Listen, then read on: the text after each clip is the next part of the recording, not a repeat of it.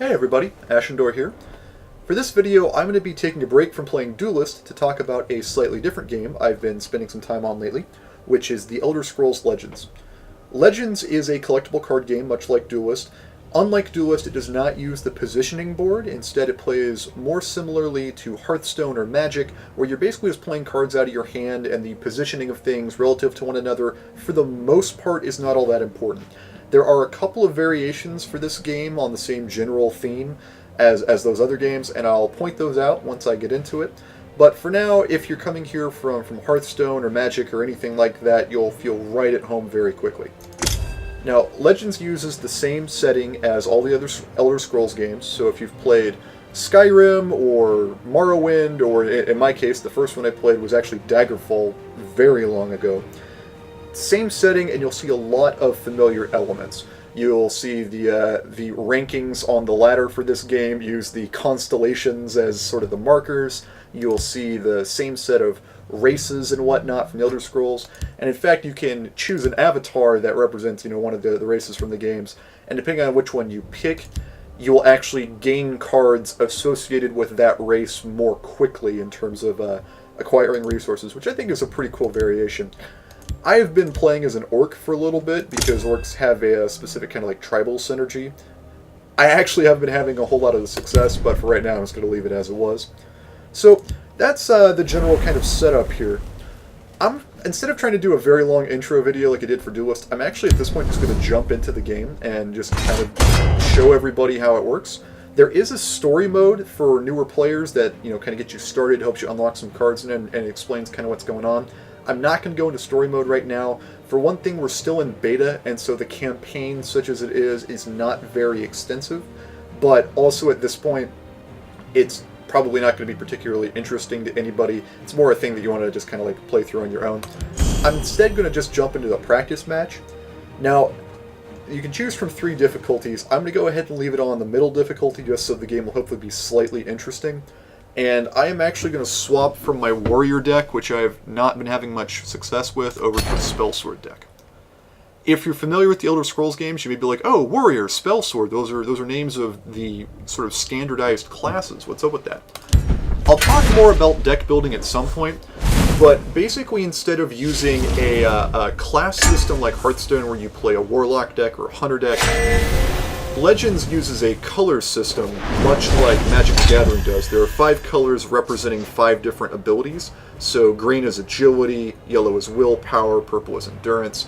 You can choose up to 2 colors when you're making a deck. So all of the decks are defined either, so my opponent, for example, is playing just green, whereas I'm playing yellow and purple. So each of the deck's color pairs is linked to a class term from the Elder Scrolls. So a yellow-purple deck is referred to as a spellsword deck. It has no other mechanical effect. It's just a thing that is used as a shorthand, so you can say, oh, I'm playing spellsword, and I'm playing yellow-purple. Now, right off the bat, you can see that the playmat, such as it is, pretty similar to something like in Hearthstone, except for these 2 lanes that are going on here. One of these sort of unique traits of Legends is that there's 2 lanes that affect the way minions can interact with one another. For example, if I play a monster over here, and my opponent plays one over here, they can't directly attack one another. So part of the strategy of the game is in positioning your minions in one lane or the other. In addition, the lanes can have different rules. Now, for most matches, including pretty much all matches between human players, the rules are exactly the same. The left side is just boring and blank, and the right side is a shadow lane, which means when you place something into it, it gets cover for the first turn, which means it can't be directly attacked. I've probably babbled on enough for right now. I'm going to go ahead and make my opening play, which is casting a spell that puts a couple 1/1s, one in each lane. We'll see what my opponent does. Voracious Spriggan. Okay, so this has Drain, which is basically lifesteal, so he will be trying to use this to gain additional life for himself. You see this cloudy effect that's on the card? That means it's in cover, which means I can't directly attack it with my guy here, otherwise I would probably have just traded the 1/1 for the 2/1. Instead, I'm going to drop my Defender. You won't escape alive! The Defender has Prophecy and Guard. I'm going to talk more about Prophecy here in a second. Guard means that any opponents in this lane have to kill it before they can attack me or any of the other non-guard minions. So he's there to protect my stuff. Like that. It's a Durzog! Okay, so that is interesting. I am actually just going to ignore that thing completely. I hear and obey. And attack infantry. End of the road! And I'm going to play Bruma Armor over here. Bruma is really helpful because whenever I play another creature while he's in play, that next creature will get bonus health, which is pretty important for surviving combat. Oh, that thing has to die immediately.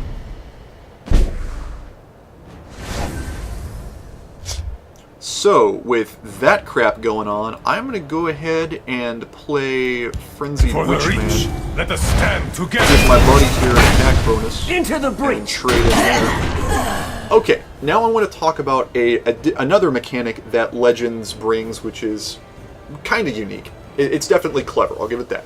You see these runes that are ringed around each of the player's portraits?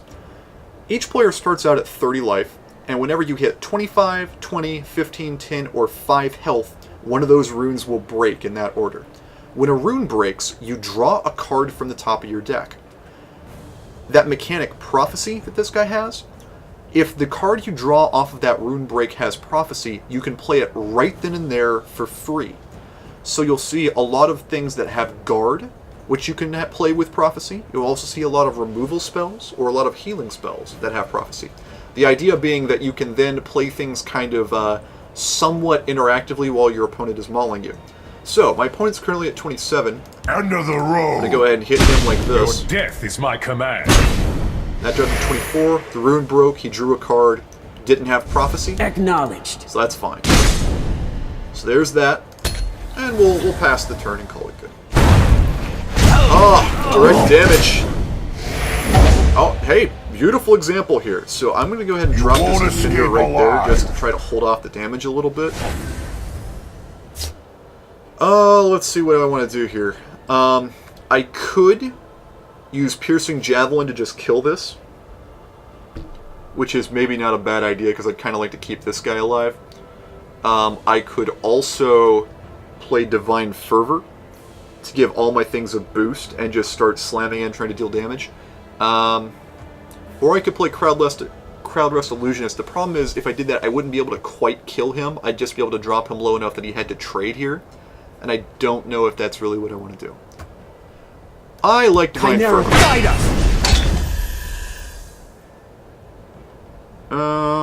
Yeah, and actually that's great, because that'll raise his health high enough that he won't be able to be killed in one hit. So that actually worked out really well. Back where you came from. End of the road. End of the road. I hear and obey. So the principal thing that the runes do is they complicate combat math and timing, because you don't necessarily want to hit him a lot early on and give him bonus resources, and you also don't necessarily want to risk playing cards out to and making them vulnerable and then triggering a removal spell off of Prophecy. So there's back where you came from. A variety of decisions I could be making. Like, maybe I didn't actually want to hit him there and give him the extra card. Maybe I just wanted to leave it well enough alone. But for now, this is fine. Yep. Ooh. Not great. But, you know what? It's fine. End of the road. Like in this case, I don't think I'm going to hit him and give him the extra run there. Instead, I'm just going to play Night Shadow. I am a child of darkness. Because I will be able to heal back up with his drain ability anything this guy throws at me.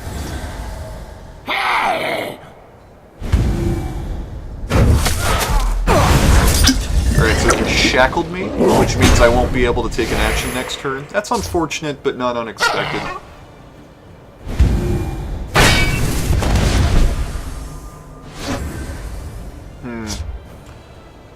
So I think... End of the road! I'm gonna go ahead and hit him here. Acknowledged. So, I could do a number of things here. I think what I'm going to do is...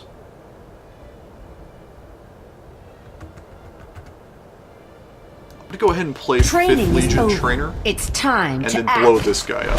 Because he has the potential to get really big if he's got a lot of green creatures in his hand.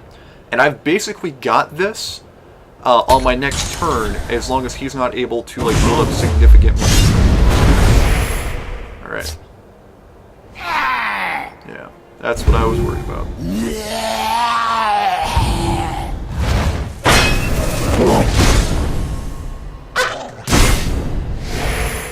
Okay. So, how do I want to do this? I think the first thing, I just want to attack in and get my health back.